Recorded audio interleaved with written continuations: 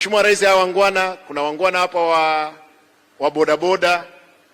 Umesikia fujo nyingi sana juu ya bodaboda. Nataka niseme bila kusita. Nilikuja State House, Mheshimiwa Rais, nikakwambia natengeneza kikundi cha wana bodaboda.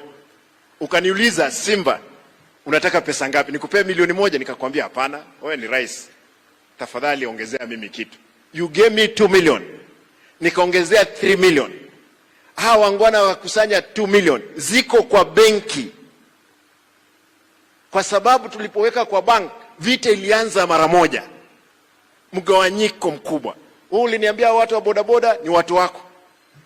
Na mimi nilisimama kuhakikisha kwamba hawa watu tumewasaidia. Hakuna kitengo cha maana kabisa ambazo tutajenga kama hawa wana bodaboda na wakina mama mboga.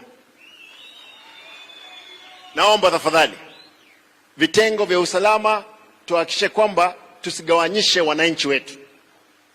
Vitengo vya usalama hapa Kisii, mimi naomba, askari wanafanya kazi nzuri, wamekamata wale ambao wanaua watu na wanafanya kazi nzuri, lakini naomba Mheshimiwa Rais, you give instructions, let police be impartial on how they are executing their duties.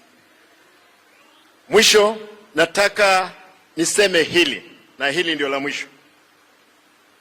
Najua Mheshimiwa Rais, wewe ni kiongozi wa Kenya kwanza. Na